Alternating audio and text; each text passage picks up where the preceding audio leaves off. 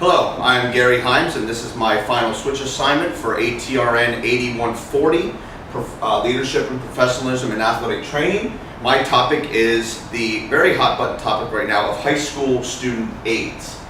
The issue, inappropriate use of student aids in the secondary setting. The goal is to prevent practicing athletic trainers from putting their jobs at risk so that high school student aides can get the experience of athletic training. I'm sure we can all agree that we would not want a high school student following around a physician and getting practice from what a physician does.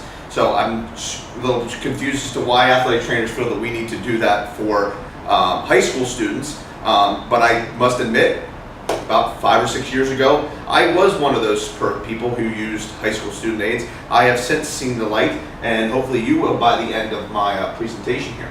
So the rider, okay? The feeling that in order for us to enhance our profession, okay, that these certified, licensed, NATA, BOC passed athletic trainers need to allow their students to take because it helps them, it prepares them for the real world of athletic training, okay?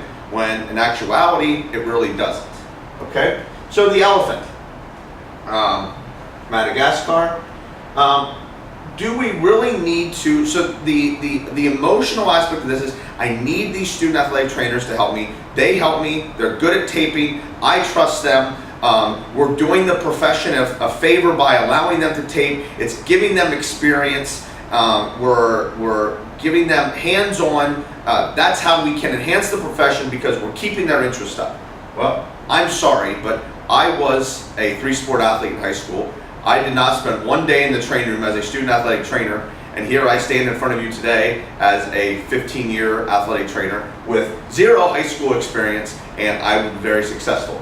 The other issue is that I don't really think they're understanding is that I didn't understand until I got into this program, and that even as a freshman in college, these high school students that they're preparing aren't even allowed to touch an athlete until they are formally accepted into the programs anyway. So I'm not quite sure what we're preparing them for. We're preparing them for a year to sit, and that's not a bust on all you secondary or the higher education athlete trainers out there. That's kind of leading to my point. What are we preparing them for, really?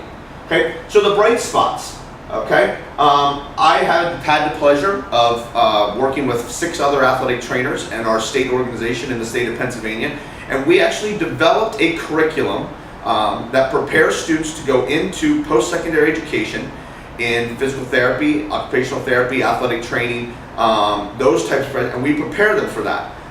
The last time I checked, the ankle tape job on a student is just as good as an ankle tape job practicing on an athlete.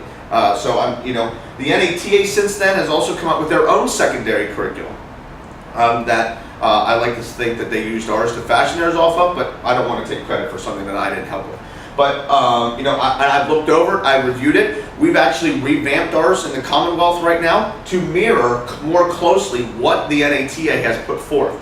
And the nice thing about this is you can print this off and you can use this, and this is one of those things that we can now use as a secondary school. Say, okay, this is what a high school student athletic trainer, student aide, whatever you want to refer to it as, needs to know in order to better prepare them for a CATIE approved program.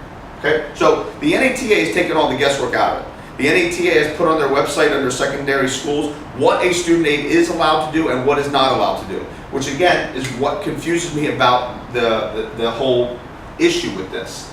So the path.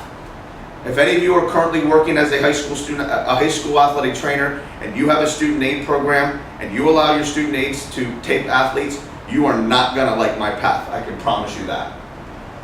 Because I wouldn't like it. But this is the path that I think we need to take in order to help our profession and not put our membership at risk of being sued. And that is discipline. We need to discipline or find a way to discipline the athletic trainers that, for lack of better terms, are breaking the law and allowing these high school these student aides to tape practicing athletes that are either preparing for a practice, that are in season, preparing for a practice, or preparing for a game.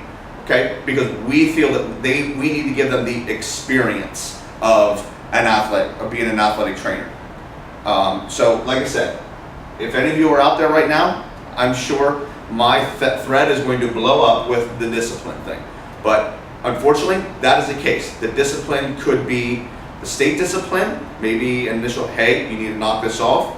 It could be NATA discipline, even to the extent of if the person does not follow the rules, having them have their license revoked or their certification revoked. And I think once we start to hear a couple of those stories where certifieds are being rightly punished for allowing students, high school students, to do their job, I think we'll curb this inappropriate use of student aids real quick. Okay, so the end result obviously is something that we need to work on. If people have a love for athletic training, if students have a love for athletic training, they will stay in the program. Might KD approved programs take a hit? Yeah, but even in my program back in the late 90s, when we were going through, we had 11 students in our program at the time. One of the 11 was a student aide in high schools. So I think, I think they're using the premise that we need to give them experience because that's what's going to help them. That's what helped me. People are saying that's what helped me become interested in athletic training and keep my interest. I'm sorry. Times have changed. We're in a sue happy society now.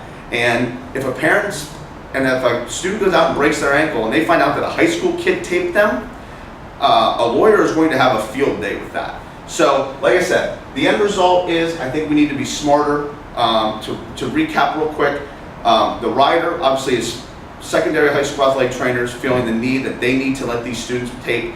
The emotion is we're preparing them for athletic training. We're helping our profession, but realistically, we're not. Okay, the path unfortunately is not going to be an easy one. It's one that's going to result in discipline of these athletic trainers, like I said, in the sue-happy, litigious society that we live in now, I don't know why anyone would risk their license, their profession, their job, what they love to do, just to allow a student high school athletic trainer to gain experience. Okay, so I'd like to thank you for your time and look forward to the conversation.